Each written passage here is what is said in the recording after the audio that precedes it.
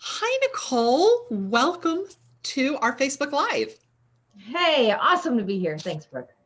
All right. So, for those of you that don't know her, this is Nicole Gabhart, and she is a publisher, Niche Press Works, and she works with entrepreneurs. Well, actually, why am I saying this? Do you want to say who you work with? I'd be honored to, sure. Yeah. Right. So I'm actually a business and marketing strategist, and I own a publishing company. I think that's what we're going to kind of dig into about what makes us unique. But we offer publishing done for you services for authors, experts, speakers, coaches, consultants, anyone who has a business or organization they're trying to take to the next level. And we work strategically on how a book can help them get to where they want to go faster. Awesome. And so, full disclosure, you have now you've published one of my books. We're about to publish the second one, right? Yes. Second one So in the Panic to Profit series. And we met 2 years ago, I has it been think, two? Yeah. Yes. Because you've been at, quick. Yes. at Not that even event. At, with me too. at what? I don't even think it's been 2 years because it's been rapid pace. I don't know. But we've Mm-hmm. known each other for a while. We met at an event in Dallas. And I talked to you and knew that you were a little different.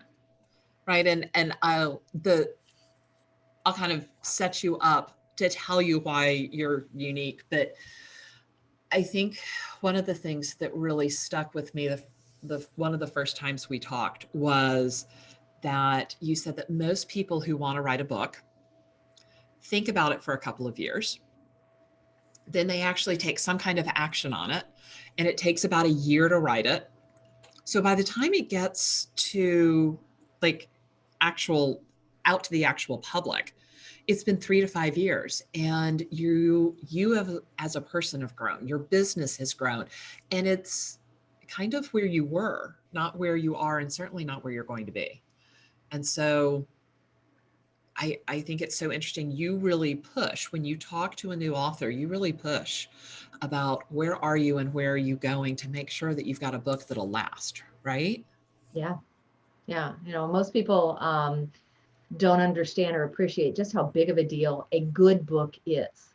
So, or actually any book. So the first mistake a lot of people make is they buy into this whole write a bestseller in a weekend. Sounds really exciting and awesome. And they think that the big deal is That being is an not going to author. happen. Right? Well, I sure, know.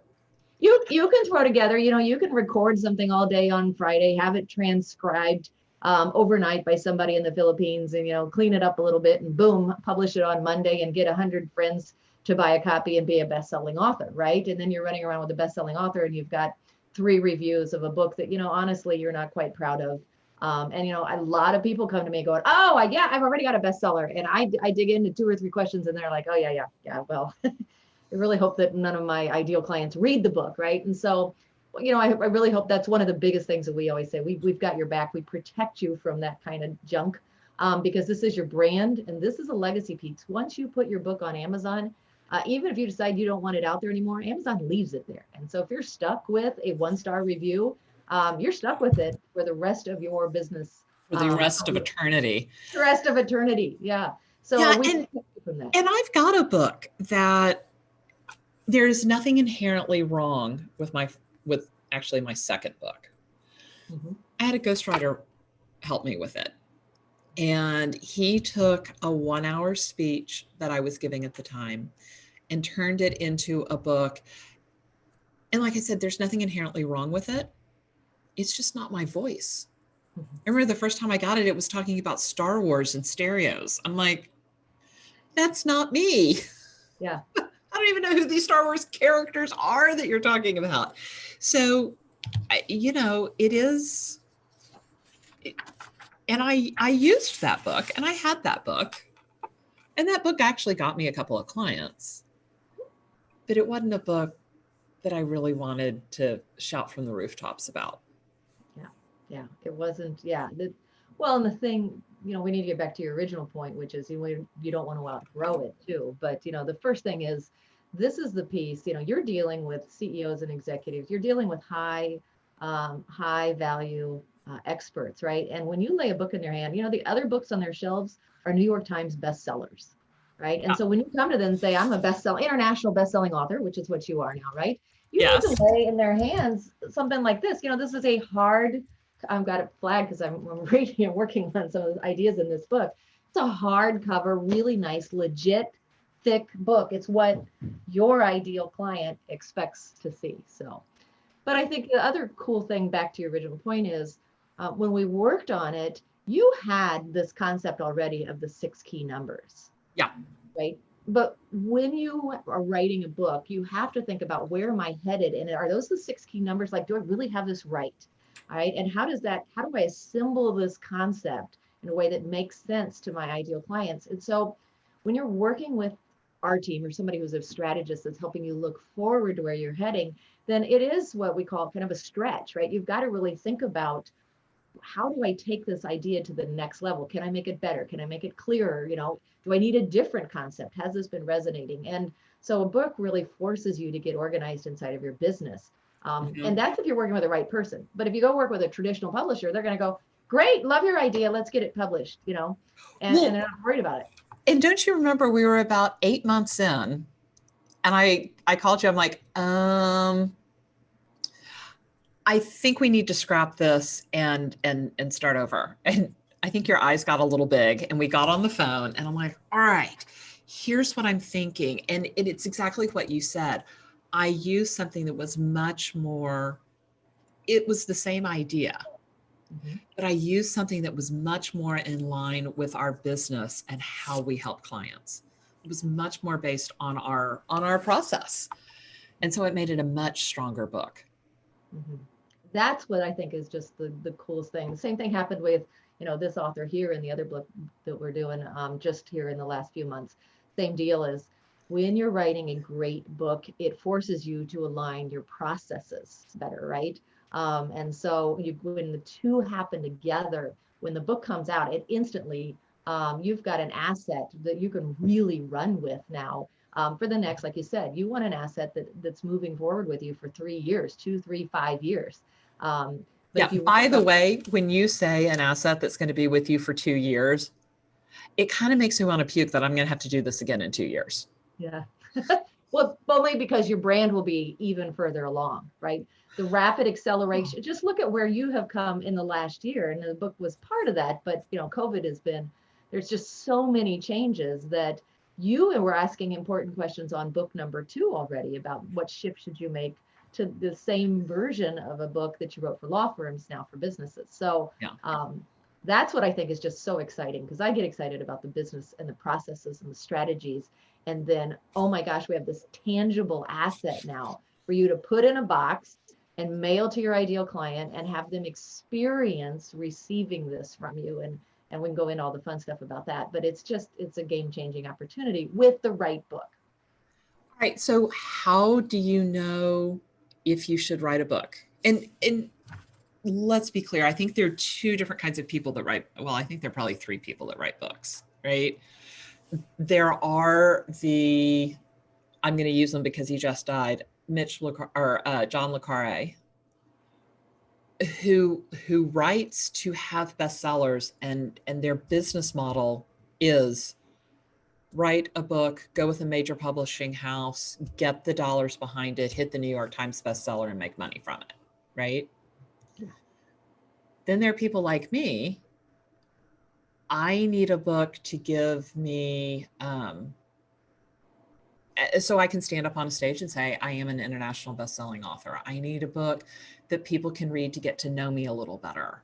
My book is a calling card. It's part of the sales strategy in my business.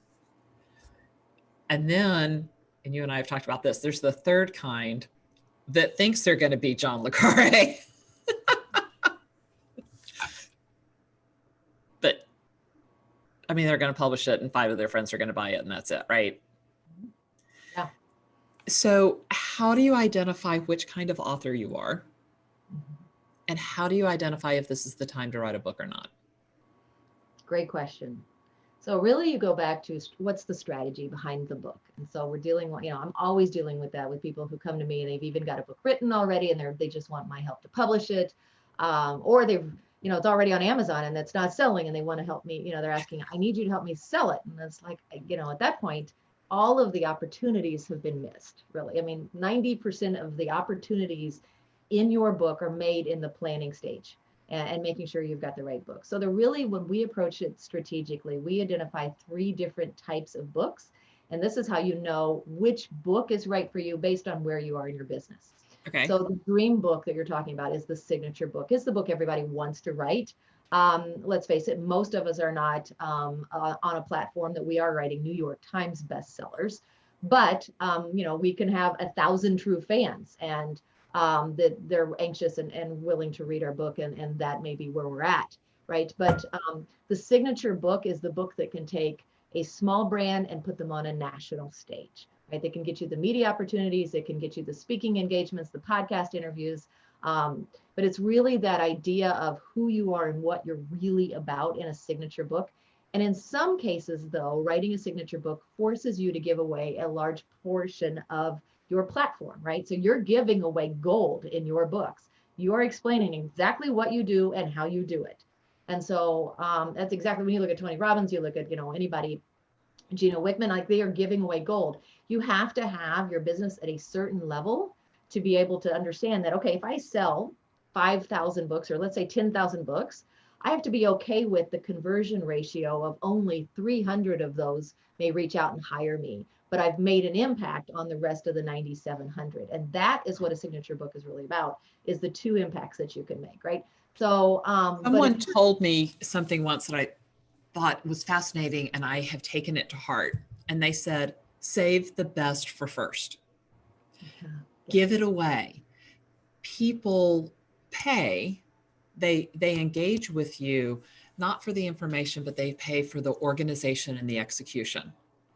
So give it away in the book. Yeah. Because, they'll read it and realize they need you to help execute that. Mm-hmm. Yeah.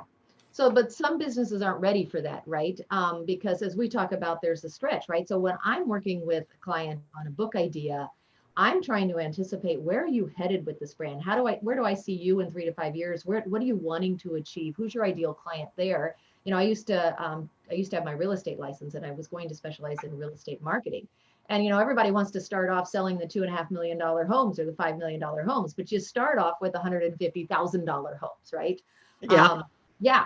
And so as a business, we're the same way. We have to grow into the brand that's ready for a signature book. And sometimes we just haven't figured out all the pieces yet. So your brand has, and so you're ready for a signature book. You knew you had the 6 key numbers.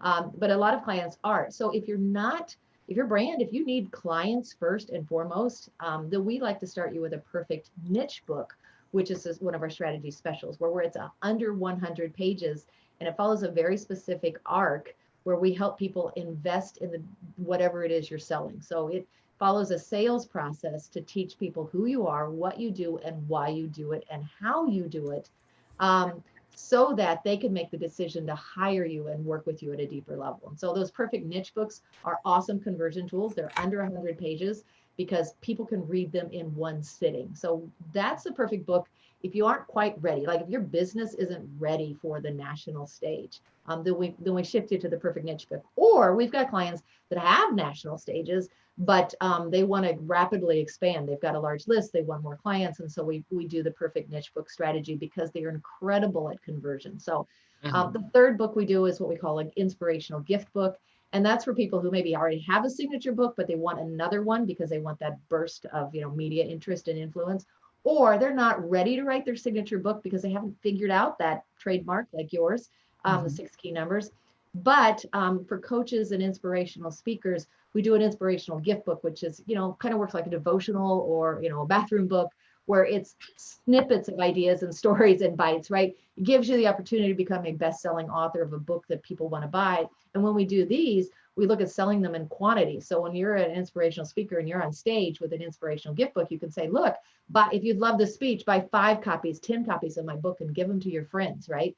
And those books sell like hotcakes. And so it's a third strategy that we have that we work with clients to do. So it's not whether or not you're ready, can a book help you grow your business? Yes, in almost every case. The question is, what level is your business and what's your strategic objective, and what book will help you get there faster then? Awesome. Yeah.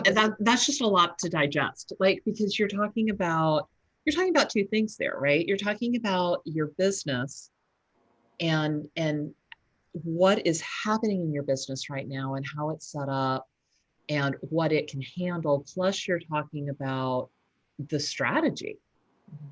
of a particular book and matching those two things up. Yeah. I think that's the big problem with the publishing industry is, if you look at a traditional publisher, they're going to make their money on royalties, right? So you may have a shared royalty model where, you pay them some, or, everybody dreams of, oh, they pay you to write a book. You have to have a very big platform to get paid to write a book. So you kind of scratch that off the list. It's always been a model of how much do you need to pay someone to help you get your book done. But a traditional publisher is going to make money on the royalties. And so they're interested in you writing a book that's going to sell a lot. And they're also interested in how you're going to use your time to make them money after the book comes out. And for that, I Right. think you really grasp this quickly, that it's not about book sales, which is important. So you want to share your part of that story? Well, yeah. So there was a little bit of vanity in this last project. So hold on, it's not sitting on my desk. We cleaned my desk. Okay. Um, I have a full color book, right? Inside, like, it's beautiful. And we go, and I was talking to one of the people on your team about pricing. And she's like, okay, so this is going to be an expensive book. And we were talking about it. And I think it's what, $29. And she's like, you're only going to make like $1 a book. I'm like, dude, as long as I don't lose money on the book, I'm fine. Mhm. Because it is a calling card for me. It is like the whole purpose is to be able to hand them out. So if I don't care if I make any money off of sales. And it cracks me up. People are like, I bought your book. I'm like, that's great. I'm glad you bought my book for the information. But the 76 cents I'm going to get from it is really not a life-changing amount. And my family didn't understand this. And they kept going, how many books have you sold? How many books have you sold? All right, so how much is that, in royalties? How much do you make? I'm like, I can take you to McDonald's. Small fries. Yeah. So look, I want to clarify this because everybody's listening going, what? There's no money in books. Now, first off, the money is always in the back end. Now, Okay. All right. So yes, let yeah, me go on to say, I know that the average value of our client is about 30,000 a year. So to have, I mean, I only have to have one person convert because of the book to make not only the publishing expense, the printing expense, the handing out of book expense, the time I spent writing it, all of that, one client, and we're good. yeah, So, is that the part you wanted me to talk about? yeah. So, but I'll clarify what's unique about, again, our model too. So we work on a flat fee model. So there's no royalties. Once we're done, all of, every 72, or every penny of that 72 cents goes right into your account. But with you, what was unique is this first book that we did for you was for law firms and attorneys, right? And so you wanted it full color. You wanted it in hardcover with a jacket because that's what they expect, right? Yes. To hand them a small paperback that doesn't carry the clout that it does to mail them a hardcover with that. So that's the pricing model for you. When we do a 100-page book, your price on a 100-page book would have been $2.15 a piece. If we'd have done this book Right. in black and white paperback, your price per book would have probably been under $4 a piece. So I think it's important people understand you're selling your book for, I don't remember what we did, $24, $25.99. I think it's like 29. But it's because it's a full color hardback. It's the nicest. Yeah, it's the Cadillac of books, but it's an Yes. incredible experience. And so, It can sit on a it's shelf next to anything else that's on there, and it won't embarrass itself. amen. Yeah, it's one of our showpieces. I'm quite excited and proud of it too. So, Yeah. All right. So, what are the most common mistakes that authors make? mm. so it's writing a book that they'll outgrow immediately, right? So, I always say, people start with the idea of writing the book they want to write. And what you have to do is start with two places. First, where's the business objective here? What's the business objective? And second, who's my ideal client inside of that business objective? And what book do they want to read? And when you have those two pieces together and you get them right, then you can develop the outline for the book and discover, all right, what elements have to go in here? What do we say? What do we not say? How do we package it in a way that's interesting? Can we come up with a theme? Like the intrigue of yours is 6 key numbers. You're like, well, there's a hook, right? That's interesting.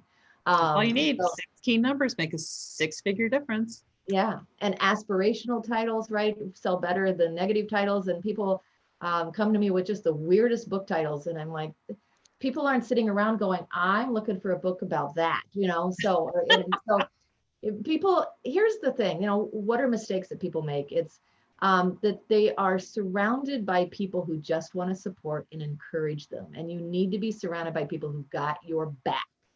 And I've got a great story on that was actually a couple of years ago, but the guy circled around, was an author we worked with like 3 years ago. And he circled just around and he said, or to me just recently, and he said, you don't know it, but that book has brought me in over $1 million in business.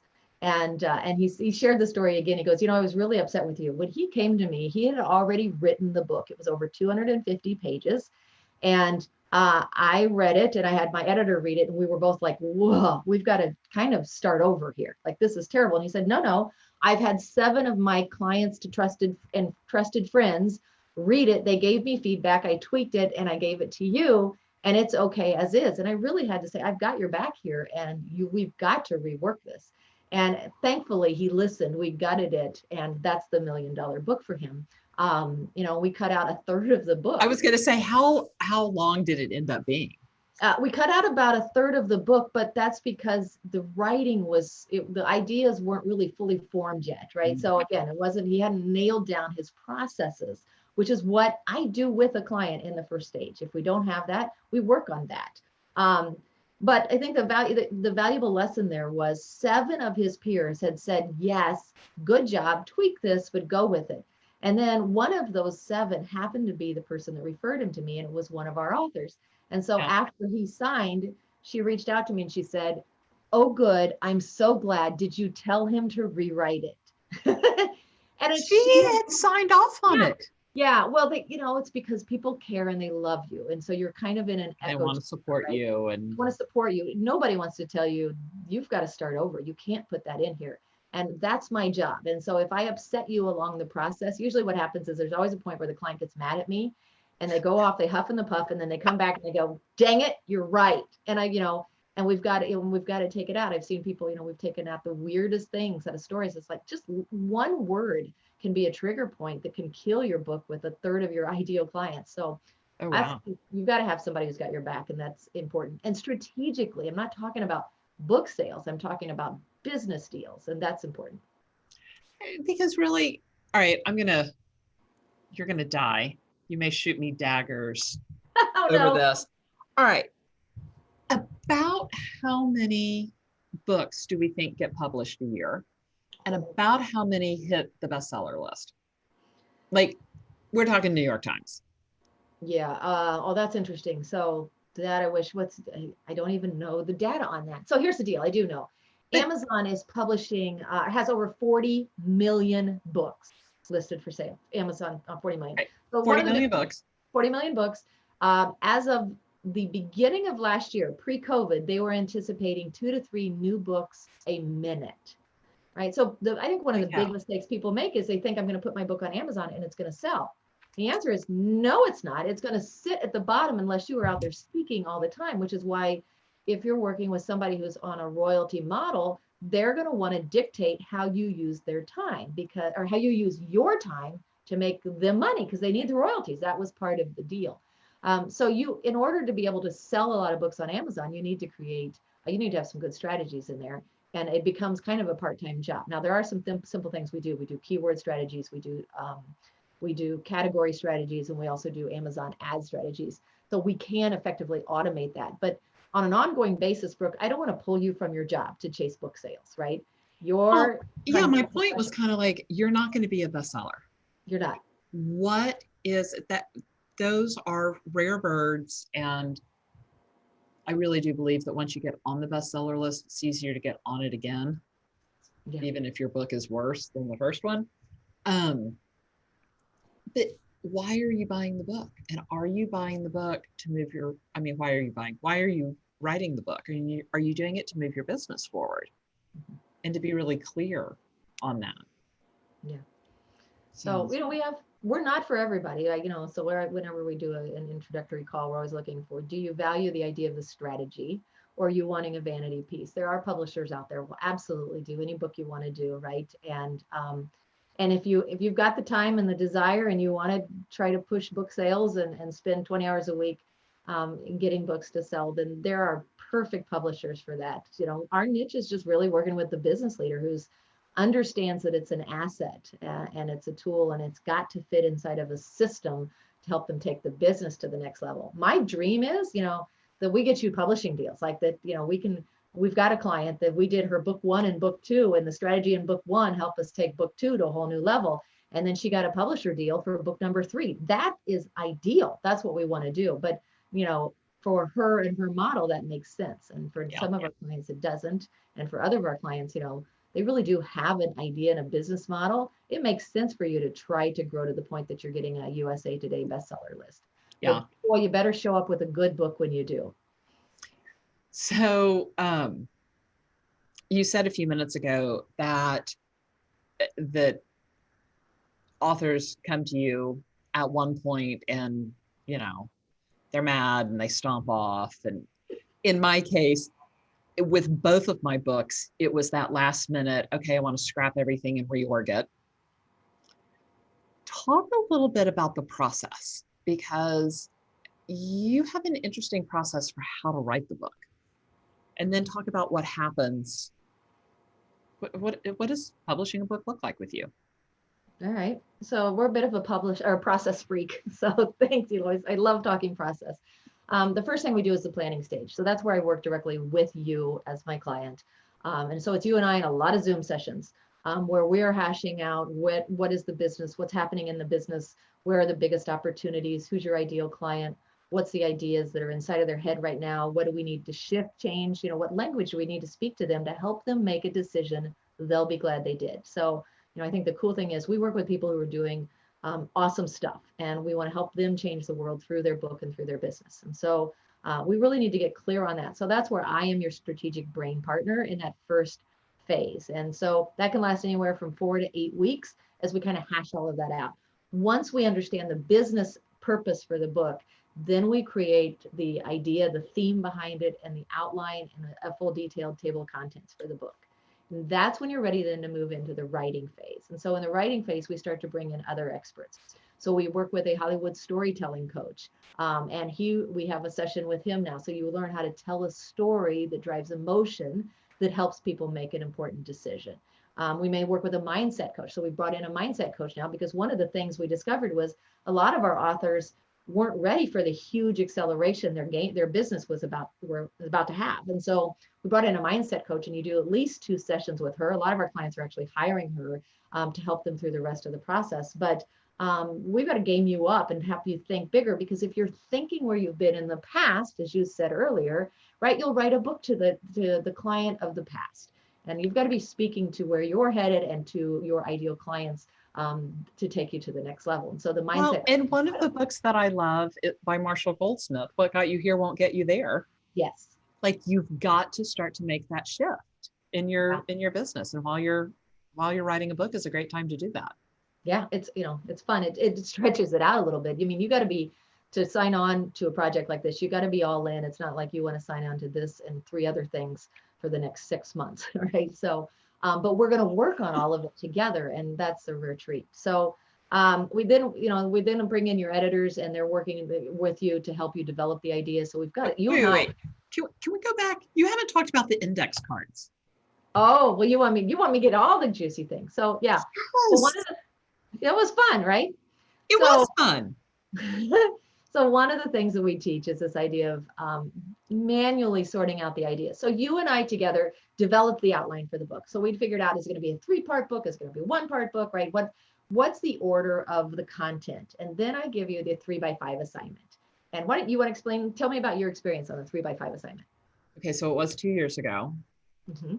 But it was just writing down all those funny stories, all those things that happen, all the I mean, let's face it, I was writing a book on numbers and finance is boring and nobody wants to know about accounting. So it had to be interesting and it had to be full of anecdotes. And so I wrote down all the anecdotes and then went to the conference room table Mm-hmm. and all the thoughts. Like I would think about, all right, this chapter and what do I want to say in this chapter? And I'd write down all these thoughts and the anecdotes and then spread them out on the conference room table in 8 piles because we had 8 chapters. And I started putting the index cards in the right place. And I'm like, oh no, that story definitely works better over here. And this needs to move here. And oh my gosh, that doesn't flow. And it was great. And then you just like stack up all your cards and go write your book. Write your book. And then you can write it in any order, right? If you take that in the outline. The value of that experience is you've got to do it away from a computer, right? I call it playing solitaire because that's what you're going to do. Because when you do it tactically away from a computer, your brain is free to flow in all dimensions. And you can see visually when, oh my goodness, I don't have enough stories right now for chapter 3 or in data, because it's not just the stories, it's also what key facts, figures, important points do you want to make? And then you can visually balance the book out and see where you've got holes and where you don't. Because a lot of people, it's again, go back to the Lego analogy where you dump all the Legos onto the ground, right? You've got to build this book. A lot of people, if they don't have a really great outline and they haven't done this work, they start writing and they start stealing all the Legos from chapters, 7, 8, and 9, and they get a third of the way through the book and they've got a really great book, but nothing, all the good stuff. But they're out of stuff to say. Yeah, they're out. And I know that happens almost, well, if you don't follow the process, I can tell you, I guarantee you it's going to happen. You steal all your best Legos and at the end you're kind of scrounging. And, when we talk about process, the reason I'm a process freak is because we've learned this over the years. We've learned what works and what doesn't work with a business owner, because business owners, we didn't grow up going, I want to write a book someday, right? And we didn't, that wasn't us, but, we're very different than somebody who grew up the whole time planning to be a writer. And so we've got to figure out what works and what doesn't work. And one of the big things we found is we've got to sort all of the ideas out first, so that when you sit down and, like today, if I sat down this afternoon to work on a project, if this part of my concept was in chapter 4, I might want to write chapter 4 today, even though I haven't maybe written chapter 2 and chapter 3. It's because I'm in that zone. But when you have a really great outline, you can work in zones because you've already done the hard work, and now it's just filling in the gaps. So yeah. Well, and one of the things that I like about doing that is, let's face it, when you start working on your book, especially as you get towards the end, you're really tired of it. Mm-hmm. So stinking tired of reading my book. And because you're working and you're moving and you're editing and you're doing all of this. And at some point, it gets really hard to remember what you've talked about and what you haven't. Mm-hmm. Because in books, you do often refer back to something in an earlier chapter. And having those note cards, you can say, yes, so I told this story in chapter 2, so I'm in chapter 4. It's no problem referring back to it. Mm-hmm. That's hugely helpful. Yeah. I can tell a book that's been written without that process every time, because they'll tell the same story twice inevitably, because you just end up working through and it gets impossible for the brain. It's the same thing if you're running right now, if you're blogging, you're doing social media, email marketing, you'll be in the middle of an article going, I know I've written this somewhere sometime before. I've done this. And I was like, and then you try to decide, is it easier to go find that again somewhere or just to start over from scratch? And most of the time we're like, I'm just starting over from scratch. Just going to write it again. Yes, because I'm sure maybe it'll turn out better. Who knows? So that's the same thing inside of a book and what the outline. That's why the 3x5 card process is so valuable, right? So, and then you're like, okay, it doesn't feel like this giant unknown thing. Like, I can see the whole thing. Now I just got to do the time to get it in. And then, can you talk your book? And, you can do, there's other things that you can do, that you can have it transcribed and then clean it up. You can work with a ghostwriter, but as you said, I think almost any author you talk to that worked with a ghostwriter will tell you they encountered the other person's voice and they got frustrated. And yeah, it just doesn't work well. So we have yet Now, I have ghostwritten with clients. I've actually ghostwritten a couple of books that were more of a technical nature, but it's very hard to find a ghostwriter that's going to get you what you're doing in your voice. And so I usually just tell people, you need to commit to doing this. And I found that once I did the work, once I did the cards and all of that, it didn't take me that long to actually write it. Right. It's that process of thinking about it and organizing it and deciding what you want to say. And that you can do over time, just kind of during the day. Mm-hmm. But sitting down and looking at a blank piece of paper, or, realistically looking at a blank Word doc, that's intimidating. But significantly less so when you're like, you know what, I'm just going to write this story today. I have this story, it's top of mind, I'm thinking about it, it's going to be great. So you write that, and then you've got it, and you can slot it in where it goes when you get there. Yeah, with a great outline, you can write in small pieces. If you don't have a great outline, you've got to write in big chunks. Yeah. But I like to do both, right? So, I mean, I'm one that get Friday, Saturday, and Sunday. It's going to be 3 days of intense book weekend, so I can get in the groove, right? And stay in the groove. But then through the rest of the week, I may, pick out 1 hour tops, and I'm like, okay, I'm going to take chapter 4 to the next level for the next 2 hours, right? Yeah. And so I go back through what I wrote on Saturday, and I want to take it to the next level. So I want to talk about the discipline of writing, because you just said Friday, Saturday, and Sunday must be like, oh, I don't want to do that. How can I do that? I was talking to a friend one time, and she said that every time she tries to sit down to write, she ends up cleaning her desk. And like, there's this whole stuff in it, and it's all kind of organizational stuff. And she used to think that it was putting off what she was doing. What she was supposed to be doing was just putting off the writing. And she said at some point she realized that was part of her writing ritual. That was part of what she needed to do to get out of her business and get into the right frame of mind to be able to write, which I thought was really interesting. And I do find myself, so I always called it stickle fishing, but I do find have I not told you about the sticklefish? No, Boo, tell me about the sticklefish. Oh my God. Okay. So here's the thing. Thumbs up, everybody. Let's hear it. This story was told to me by my friend Lilda. This is the way it was told to me. I have never tried to verify. But as she told it, there is a fish called the sticklefish. And the sticklefish has no natural defenses. He can't puff himself up. He can't go flat under the sand. He's not poisonous, nothing like that. He's just a tasty little fish. And he's a tasty little fish that has not gone extinct because, having no natural defenses, when the big fish starts to circle around going, that looks like a yummy little fish, he does something totally inappropriate. He starts building a nest. So he's like, la-ti-da-ti-da, I'm going to build a nest. And the big fish is going, wait a minute. The little fish must know something I don't know because he's not scared of me. Little fish is like, building a nest, totally ignoring the big, huge thing out there that like is threatening my entire life, right? Big, huge, enormous problem. I'm going to ignore that and do something totally mundane. And so we turned this into a verb of stickle fishing. And stickle fishing is when you do totally inappropriate activities in light of what is happening. So it's time to write. I'm going to write. So I'm going to go make my bed, vacuum the floor, clean my desk, adjust all the blinds in the windows. Totally ignoring the big thing of, dude, you've got a deadline you need to make. So that's what stickle fishing is. Which is why we have an accountability partner, right? So, yeah. That would be Kim in our team. So, and back to that process, right? So when we move into the writing phase, you and I are always going to be strategic partners, but we bring in Kim, who is your project manager. And so you work with Kim, you set all of your own deadlines. And then her job is to hold you to your deadlines. And if you don't have those, you will stickle fish. You totally do.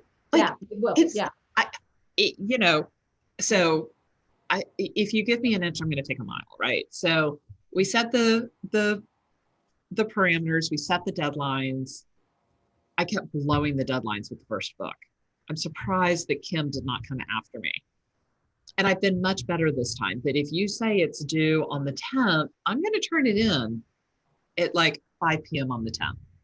And I've gotten better. And she sends me these nice little reminder notes. Just a reminder, that draft is due in 3 days. And I'm like, all right, got to finish, gotta do it. And that's really helpful to have someone there who's. You have to. I mean, and we've tightened that process, as you found, even this round over last round of what we. Oh yeah. So, you know, at some point along the process, once we go through, you meet your editor at we do a 3-chapter check-in.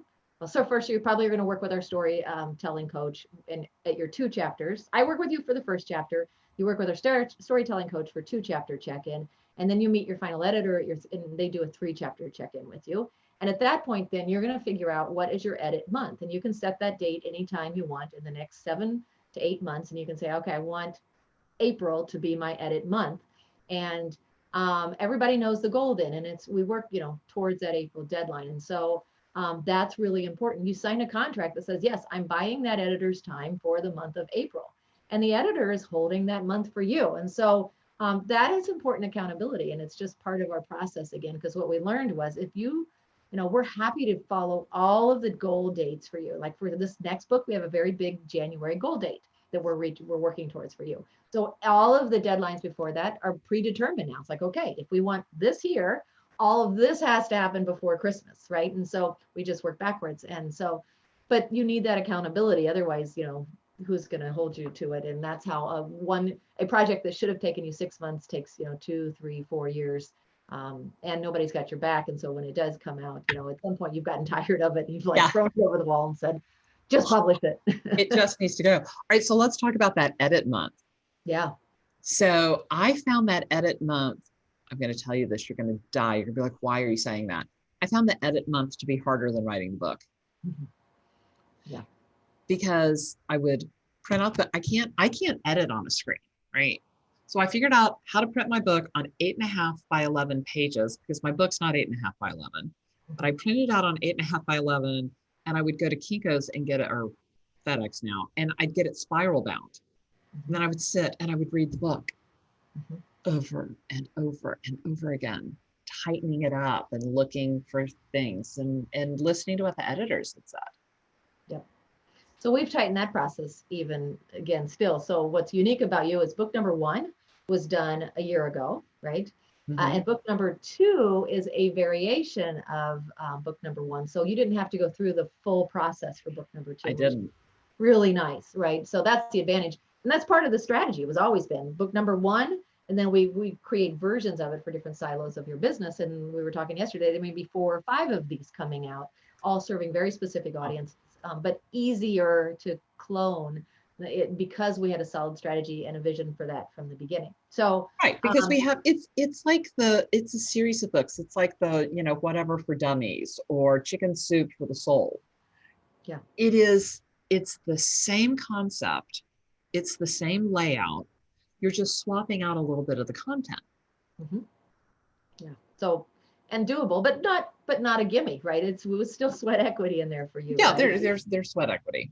Yeah, I mean, there's book number 2. We probably had about 70% reusable content, but 30% of it is brand new content that's unique to a business owner that's different from a law firm, and you'll have that with every different one. But you know, the edit month, the way we do it is the first 2 weeks, the editors have it, and they're looking at it, what I call, you know, the 10,000 foot view, and it's kind of a flyover, and they're looking at it saying, are the concepts in here, do they make sense? Are they assembled in the right order?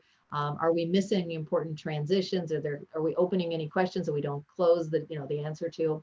And they're looking at it at a very holistic level and making sure we've got everything in the right place. Then they send it back to you with any queries or thoughts, and they're going to edit it as well. They're going to clean it up in there. And then the author, get week 3 of your edit month to respond to those queries, to see what the editors are seeing and to take it to the next level.